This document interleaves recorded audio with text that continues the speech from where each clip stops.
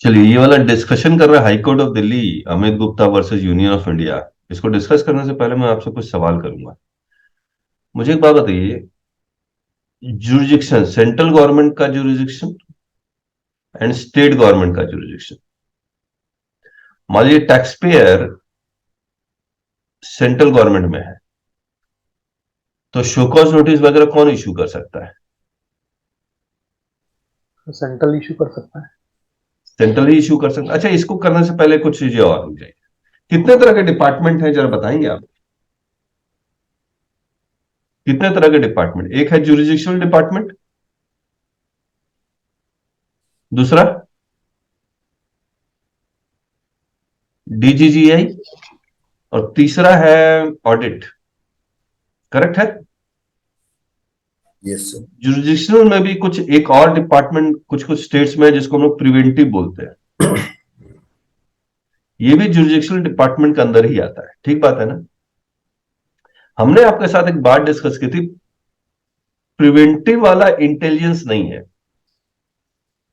अच्छा, इंटेलिजेंस का jurisdiction all India है, इरेस्पेक्टिव आप वो टैक्स पेयर सेंटर में हो या स्टेट में हो। करेक्ट? यस और नो? Yes sir. इसका ऑल इंडिया जुरिडिक्शन है, इरेस्पेक्टिव कि टैक्स पेयर सेंटर में हो या स्टेट में हो। ठीक बात है? Yes sir. उसी तरह से स्टेट इंटेलिजेंस भी है। हर स्टेट में नहीं है, लेकिन कुछ स्टेट्स में स्टेट इंटेलिजेंस। ये स्टेट इंटेलिजेंस का जुरिडिक्शन बताइए। हर एक टैक्स स्टेट पेयर का के होगा। पास है। यस। यस, उसी विद इन दैट स्टेट, चाहे आप सेंट्रल जुरिडिक्शन में हो या स्टेट जुरिडिक्शन में हो। करेक्ट है? अब कहानी आई ये प्रिवेंटिव वाले की। आपको याद होगा हम लोग एक केस कर रहे थे जहां पर हमने कहा कि प्रिवेंटिव के पास जुरिडिक्शन नहीं है, क्योंकि ये जुरिडिक्शनल डिपार्टमेंट को रिपोर्ट कर रहा है। तो क्या प्रिवेंटिव इंटेलिजेंस है? यस और नो?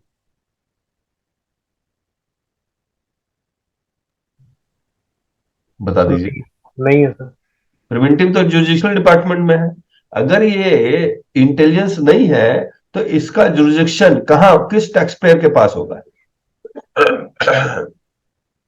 अगर ये सेंटर का प्रिवेंटिव है तो सेंट्रल के टैक्स पेयर के पास, अगर ये स्टेट का है तो स्टेट के पास। करेक्ट है? इस केस को पढ़ते हुए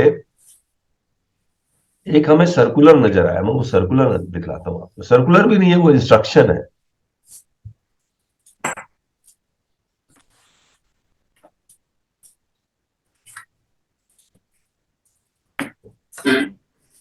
ये रहा, DOF नंबर 2043, 5 अक्टूबर 2018। डियर कलीग, सर्कुलर होता तो सेक्शन 168 का रेफरेंस होता, तो सर्कुलर नहीं है।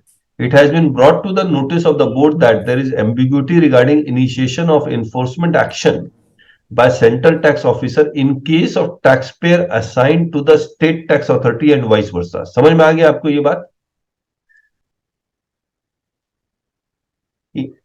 That there is ambiguity regarding initiation of enforcement action by the central tax officers in case of taxpayer assigned to the state tax authority and vice versa। आप समझ लीजिए ये प्रिवेंटिव है।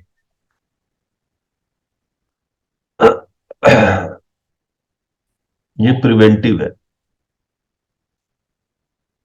In this regard, GST Council in its 9th meeting held on 16 January 2017 had discussed and made recommendations regarding administrative division of taxpayers and concomitant issues. The recommendation in relation to cross empowerment of both tax authorities for enforcement of intelligence based action is recorded at para 28 of agenda number 3 in the minutes of meeting, which read as follows। अब देखिए बड़ा important है, इसको हम लोग ignore मार के चल रहे थे। अब देखिए क्या कहता है। Both the central and state tax administration shall have power to take intelligence-based enforcement action in respect of the entire value chain. क्या मतलब हुआ बताइए मेरे को.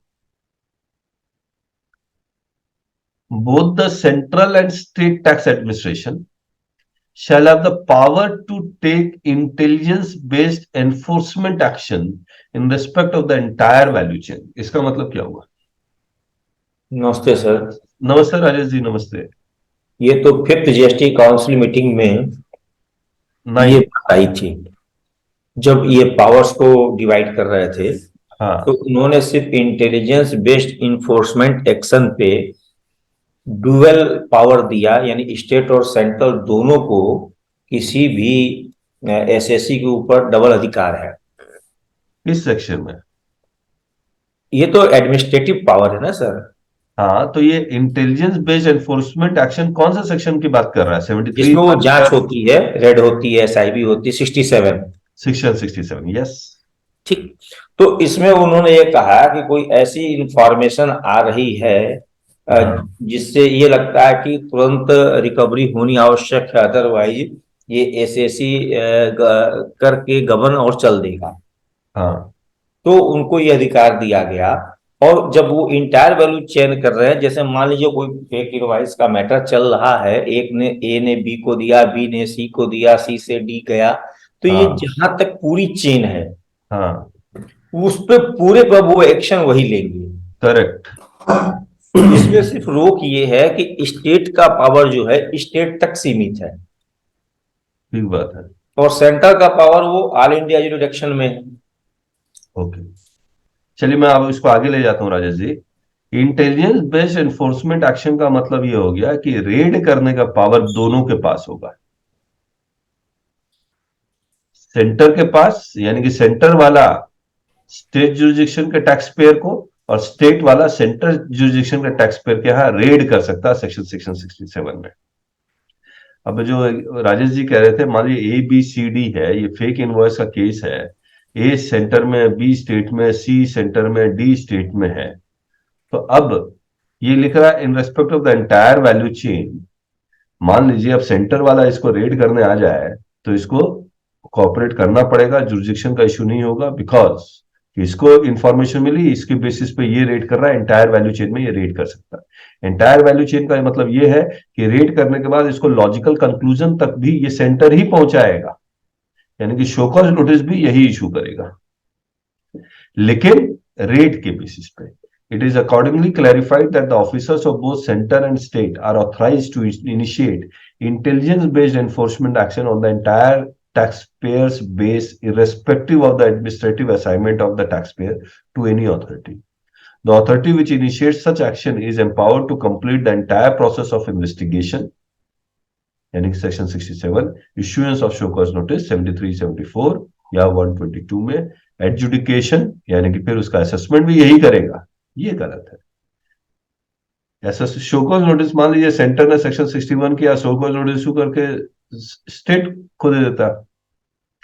Recovery, filing of appeal etcetera arising out of such action. आज के date में अगर इंटेलिजेंस या ऑडिट होता है तो ये शो कॉज नोटिस इशू करने के बाद हट जाता है, फिर एडजुडिकेशन तो कोई और कर रहा होता है, लेकिन यहां पर ये सारा कुछ यही लोग करेंगे.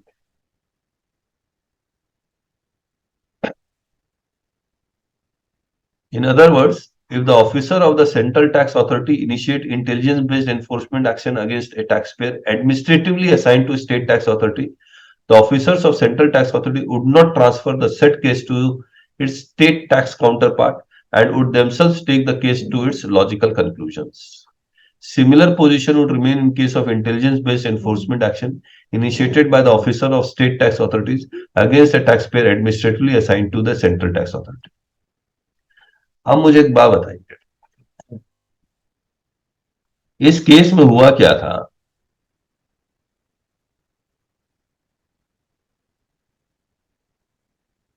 सेंटर वाले ने सेक्शन 67 कर दिया और स्टेट वाले ने भी सेक्शन 67 कर दिया, और ये मान लीजिए ये टैक्स पेयर सेंटर का था. जब दोनों ने कर दिया तो ये सेंटर वाले ने नहीं, इंटेलिजेंस वाले ने. इंटेलिजेंस वाले में यहाँ पर सेंटर या स्टेट कोई एक होगा, ये भी सेक्शन 67 कर रहा है। तो ये हाई कोर्ट में गए और कहे कि भैया कोई एक करे, दोनों ना करे, कंसोलिडेट कर दे।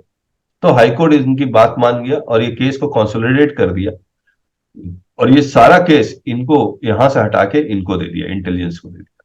तो ये पूरा जजमेंट इसी के ऊपर है। अब जो हम लोग के पास जो केस आया था प्रिवेंटिव वाला, प्रिवेंटिव वाला क्या सेक्शन 67 कर सकता है? यस सर, कर सकता है सर। कर सकता है। इस सर्कुलर को देख के और जीएसटी एडवाइजरी, जीएसटी काउंसिल के रिकमेंडेशन को देख के तो कर सकता है। लेकिन क्या ये रोविंग इंक्वायरी कर सकता है कि ये डॉक्यूमेंट ले आओ, वो ले आओ, ऐसे ताकि वो केस बनाए फिर सेक्शन 67 करे? तो सम्मन वगैरह तो जारी करते हैं सर ये लोग। नहीं, समन तो सेक्शन 67 के बाद ही जारी होना चाहिए, उससे पहले तो जारी नहीं हो सकता है। सर ऐसी इंक्वायरी तो नहीं की जा सकती? ऐसी इंक्वायरी नहीं की जा सकती। हाँ, उनके पास इंफॉर्मेशन, इंटेलिजेंस, डायरेक्ट आके रेड कर दीजिए, कोई दिक्कत नहीं है। लेकिन आप उससे डॉक्यूमेंट पर डॉक्यूमेंट मंगवा रहे हैं ताकि ये केस बन जाए, ताकि वो रेड कर सके, that is not allowed. Rajesh ji कुछ कहना है? नहीं नहीं, वो बिल्कुल सही है। इंटेलिजेंट बेस का मतलब है आपको एकदम पक्की और सही सोचना हो, कोई हाँ, कंप्लेन हो उसके अगेंस्ट आप नहीं जा सकते। यस। लेकिन ये डीजीआरएम वगैरह तो सर काफी नोटिस देते रहते हैं ये लोग, मतलब काफी सारी चीजें मंगाते रहते हैं इंटर्स के ऊपर, आईटीसी के ऊपर, 3B1 के मिसमैच पे। हाँ, तो वो आपका जुरिडिक्शनल ऑफिसर नोटिस देके मंगवा सकता है। डीजीआई वाले सर सीधे नोटिस देके नहीं मंगा सकते। कौन? डीजीआर? हाँ, डीजीजीआई। ये तो मंगवा सकते हैं, इनके पास तो ऑल इंडिया जुरिडिक्शन है, डीजीजीआई के पास इंटेलिजेंस है ना ये। जी जी। लेकिन ये इंटेलिजेंस वाले आपको कोई ये नोटिस नहीं दे सकते कि डॉक्यूमेंट ले आओ, सीधे रेड करें उनकी। हाँ क्योंकि रीजन टू बिलीव होना चाहिए रेड करने के लिए, तो रीजन टू बिलीव आप ही से मांगे क्या रेड करने के लिए? मैंने तो नहीं देखा कभी भी डीजीआई को कुछ डॉक्यूमेंट मंगवाते हुए। सर ये वो कभी डायरेक्ट नहीं मांगते हैं, ये ऑफिसर्स क्या कहते हैं कि डीजीजीआई का उल्लेख करते हुए सेंट्रल वाले एक हाँ, नोटिस देते हैं, हाँ, हाँ, और विदाउट विदाउट सेक्शन का। हाँ, तो हम लोग मना कर देते हैं, हम लोग कहते हैं हम नहीं देंगे, सेक्शन बताओ तो तुमको भेजेंगे। लेकिन हम हाँ, लोग एक चीज जरूर देखते हैं कि जो नोटिस आ रही है कहीं ऐसा वास्तव में हमारे द्वारा कोई फॉल्ट तो नहीं है। हाँ, मेरिट चेक कर लेते हैं, करेक्ट। हाँ, अगर है तो हम लोग उसको रिमूव कर देते हैं, और नहीं तो कोई बात नहीं। ठीक बात। सर मैक्सिमम नोटिस जो आती है बिना किसी सेक्शन की आती है, सिंपल लेटर ही होता है वो। हाँ, तो उसमें तो आपको क्वेश्चन करना ही पड़ेगा भैया, बिना सेक्शन के आप अगर रिप्लाई दे रहे हैं, it means that you are taking part in the proceeding. उसके बाद आप सोच के देखिए, burden of proof is on the department except ITC. ठीक है। तो आईटीसी का अगर कुछ आता है तो आप जवाब दीजिए, लेकिन आईटीसी के अलावा कुछ और आता है तो जवाब देने का कोई मतलब नहीं बनता। मैक्सिमम आता ही सर आईटीसी से रिलेटेड ही आता है मैक्सिमम तो। हाँ, आईटीसी से रिलेटेड आता तो आप चेक कीजिए, क्योंकि उनके पास बर्डन ऑफ प्रूफ तो आपके ऊपर है। उसमें भी आईटीसी से रिलेटेड आता तब भी आप एक सेक्शन जरूर मांग सकते हैं। इतना तो रिक्वेस्ट करने का अधिकार है ही आपके पास। जी सर।